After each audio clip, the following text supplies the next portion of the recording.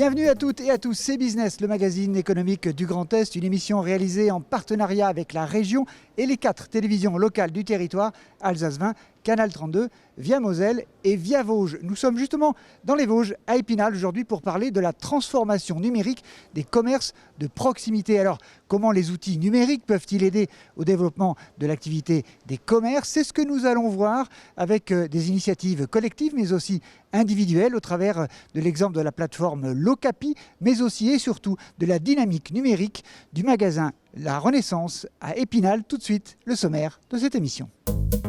Séverine Demange est l'invitée de Business. Elle a créé et gère Renaissance, une boutique de vêtements qui bénéficie d'un bel emplacement au cœur d'Épinal, mais aussi d'une vraie dynamique numérique grâce à son site internet et à l'usage des réseaux sociaux.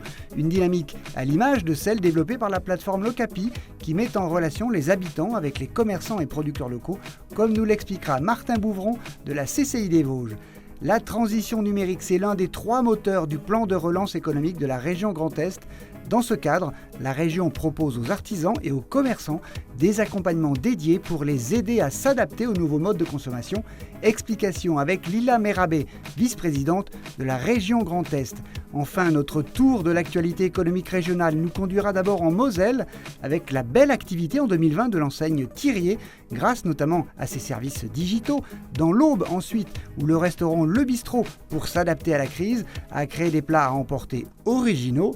En Alsace, enfin, avec une autre adaptation, celle d'entreprises industrielles pour améliorer l'accueil des stagiaires de 3e. Avant de retrouver Séverine Demange dans sa boutique La Renaissance, je vous propose d'évoquer les enjeux du digital avec Martin Bouvron qui est en charge de tout ce qui est digital et numérique au sein de la CCI des Vosges. Martin Bouvron, bonjour. Bonjour. Alors, en quoi c'est important pour les commerces de proximité de s'approprier, de développer du digital, du numérique ? Alors c'est même plus qu'important, aujourd'hui c'est devenu vital parce qu'en fait s'il y a eu un avantage entre guillemets à la crise du Covid, c'est que on a fait, et les entreprises ont fait un bond de 5 ans dans la numérisation. On a vu énormément d'entreprises, notamment des grosses entreprises américaines, faire énormément de profits, et c'est pour les petits commerçants l'occasion, au travers des outils, au travers des projets à mettre en place, d'aller vers le digital, parce qu'on peut développer aujourd'hui beaucoup de business à travers ces canaux. Les consommateurs sont beaucoup plus près qu'il y a quelques années. Alors vous vous occupez aussi du Quai Alpha où il y a les startups, mais là on ne parle pas des startups mais des commerces de proximité. Ils n'ont pas les mêmes moyens, pas les mêmes compétences. Qu'est-ce qu'elles peuvent faire, ces boutiques, comment s'y prendre ? Il y a 2 grandes familles de commerçants. Il y a ceux qui sont, on va dire, digital natifs, c'est-à-dire ceux qui sont nés avec le digital et qui sont en mesure de lancer un site e-commerce, être présents sur les réseaux sociaux, d'avoir un business tout de suite à travers ces canaux. Et puis après, on a les commerces physiques qui sont autour de nous, qui sont plus traditionnels. Et eux, en fonction du profil du commerçant, c'est un petit peu plus compliqué. On va passer par des prises de photos, on va passer par de la rédaction de contenu, on va passer par ce qu'on appelle Google My Business pour expliquer où est-ce qu'on est ouvert, qu'est-ce qu'on propose. Il y a effectivement plusieurs niveaux qui va dépendre du commerçant. Ouais. Et peuvent-ils, ces commerçants, se faire aider, notamment par la CCI que vous représentez ? Oui, effectivement. Donc moi, je pilote une équipe avec des chargés de mission qui sont justement aux côtés des commerçants au quotidien, qui sillonnent toutes les Vosges. J'ai un de mes collègues ce matin, il était à Rambervillers et il sera à Remiremont cet après-midi pour aider concrètement des personnes qui ont un petit peu de difficulté, pour les aider à faire un premier pas, pour lancer un site boutique ou un site vitrine ou répondre à des avis clients. C'est pas forcément facile, notamment peut-être pour les personnes âgées, et donc la CCI met en place des outils et aussi des aides au travers de la région pour passer sur le digital. Oui, on y reviendra tout à l'heure, les aides avec Lila Merabé, mais dans ce domaine de l'accès au numérique, il y a aussi des actions collectives qui se mettent en place, notamment avec la plateforme vosgienne Locapi qui met en relation les habitants des Vosges avec les producteurs locaux et les commerçants de proximité. Je vous propose de découvrir comment ça marche dans ce reportage signé Via Vosges. Elle a été créée en avril dernier avec pour objectif principal de permettre aux commerçants et producteurs vosgiens de rester via Internet visibles auprès du consommateur malgré le confinement.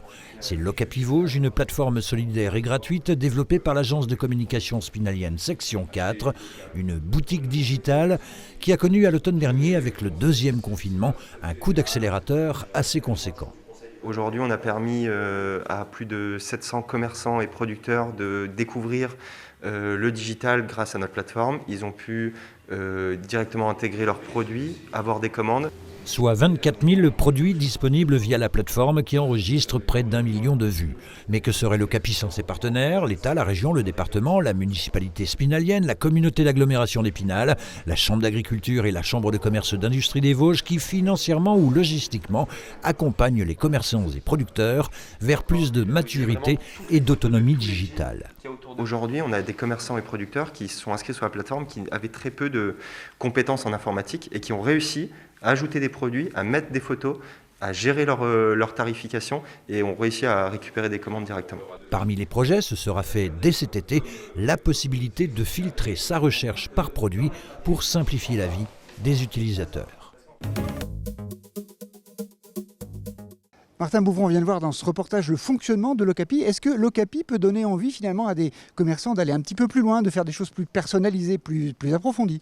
Oui, on l'a pensé avec l'équipe en charge du développement comme un outil, mais avant tout une communauté. L'idée, c'est de montrer les bons exemples de ce qui se fait sur notre territoire. C'est à la fois gratuit pour ceux qui veulent y mettre le pied dedans pour développer d'autres projets, et ça permet de mettre en avant les meilleurs. On pense que c'est par l'exemple, par la preuve du concept que les commerçants vont dire « Ah ben mon voisin fait comme ça, je vais pouvoir prendre des bonnes idées, regardez, ça marche pour lui, donc ça marchera pour moi ». Donc on y croit fort, oui.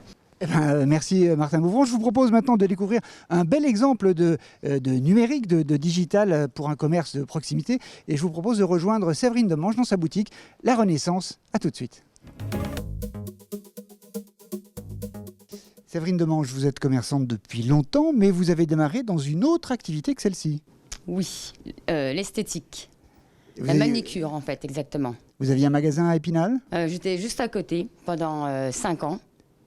Et pourquoi vous êtes-vous reconverti dans ce nouveau magasin ? L'usure du corps, la vieillesse qui commençait à arriver et obligé de faire une reconversion en fait. Donc avant de quitter ma première profession, donc de faire les ongles, j'avais déjà fait un test d'aller chercher des vêtements en petite quantité, on va dire des petits collecteurs pour les clientes, tout en prenant compte de ce qu'elles voulaient. Vu que j'avais l'avantage de connaître, d'avoir un fichier client de clientes que je connaissais, ça faisait au moins 5-6 ans déjà avec ma première activité. C'est comme si je faisais leur propre shopping en fait. Alors vous avez réussi à plutôt bien passer le premier confinement entre mars et mai, grâce surtout à vos efforts de promotion sur Facebook. Racontez-nous ça. J'ai utilisé Facebook comme un moyen de communication. Déjà, c'était gratuit. Maintenant, les clientes, avant de venir, elles regardent Facebook et dès qu'elles rentrent dans la boutique, elles savent déjà dans quel rayon s'orienter. C'est vraiment facile. Et au deuxième confinement, donc celui du mois de novembre, vous avez commencé là à structurer ce qui est devenu un site de vente en ligne. Et ça s'est passé comment ?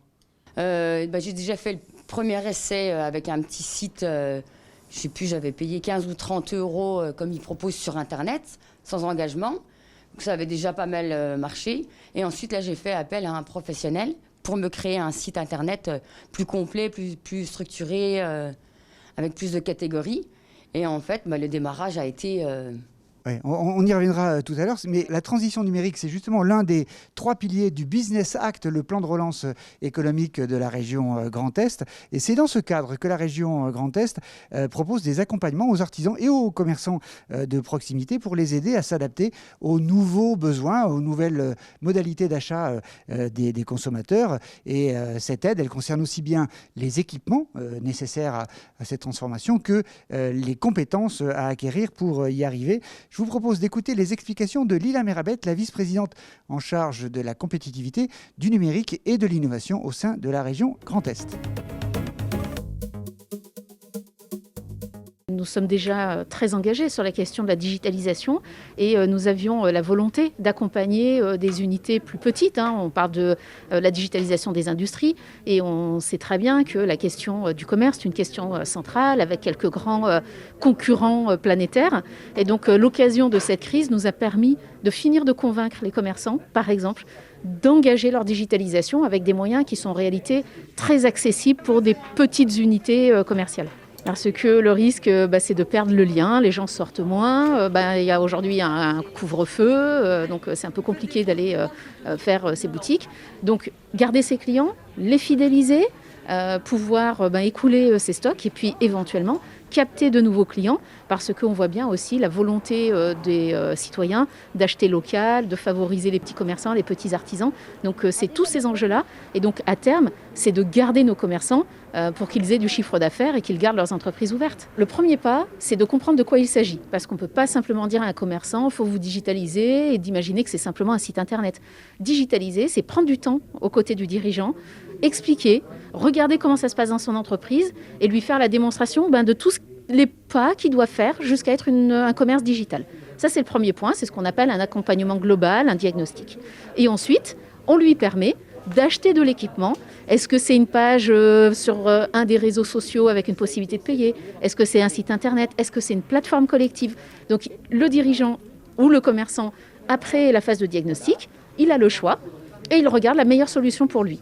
Donc vraiment, bienvenue aux commerçants, bienvenue aux artisans dans le monde de la digitalisation. Tous les commerces et tous les artisans indépendants, ceux qui sont dans des grandes chaînes peuvent nous demander effectivement l'autorisation et autres, mais tous les commerçants, tous les artisans, tout secteur d'activité, tout territoire.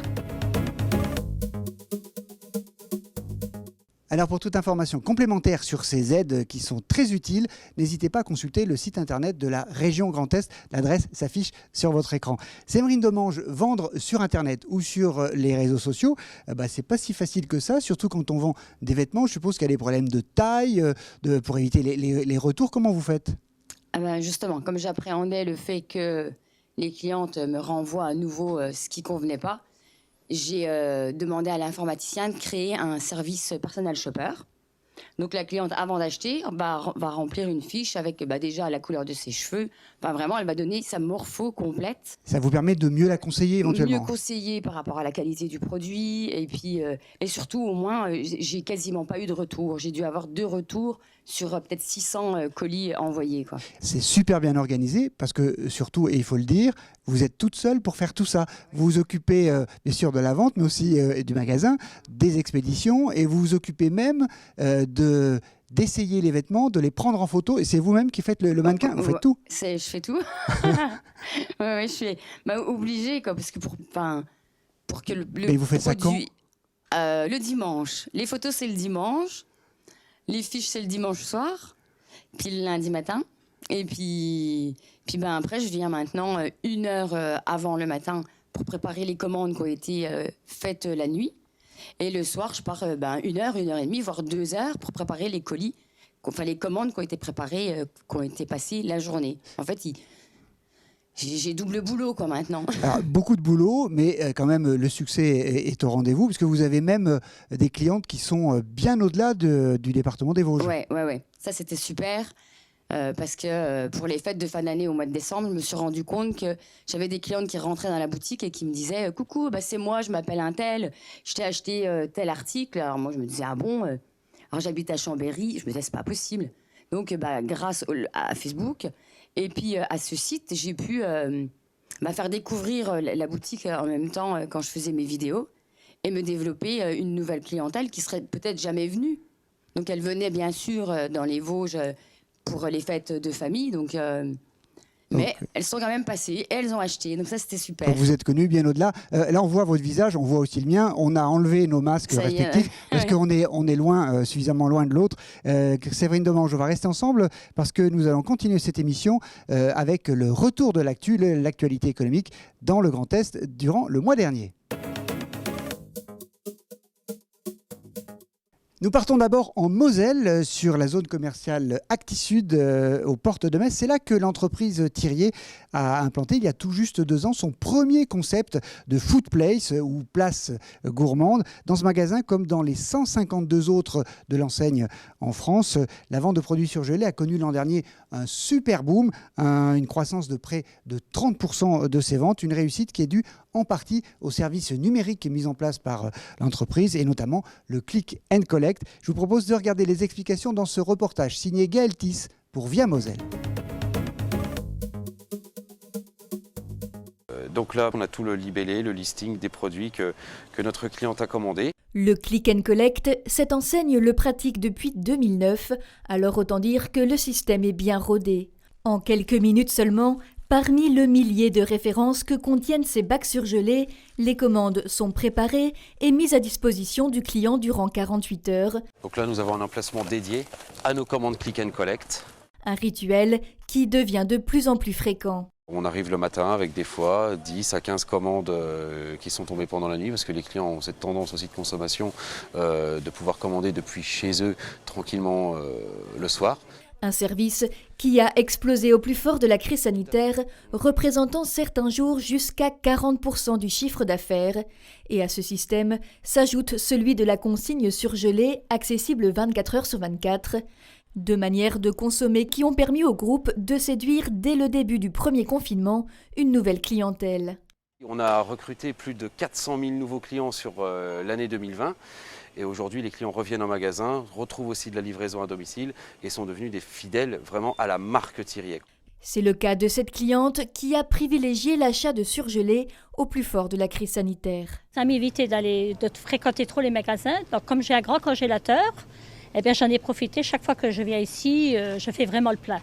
Des ventes en forte hausse qui n'ont pour autant pas généré de rupture de stock et qui a même permis à la maison d'embaucher. On a nos plateformes logistiques, nos réseaux de distribution, nos ateliers de fabrication.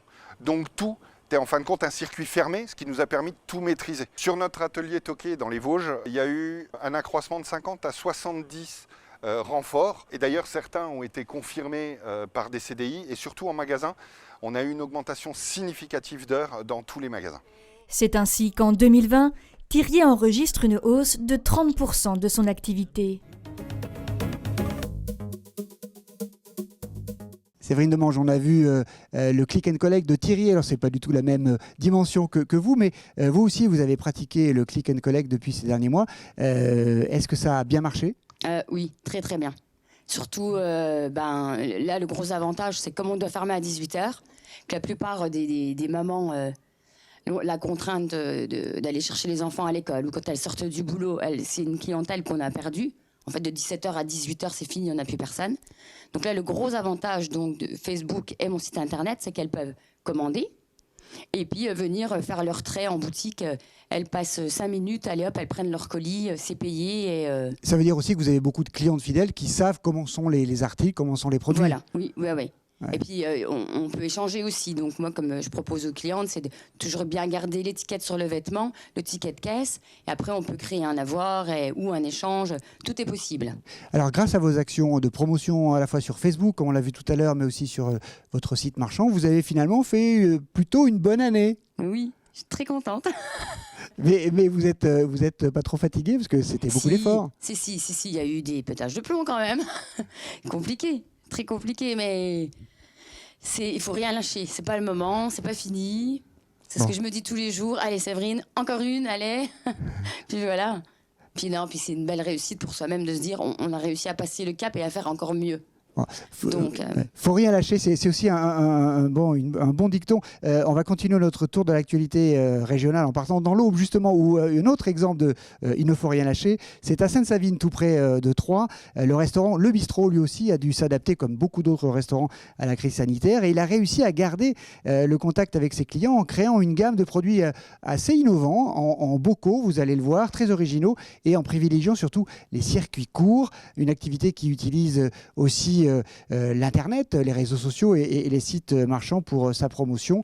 Et à découvrir, je vous propose de le découvrir dans ce reportage signé Christian Vieira pour Canal 32.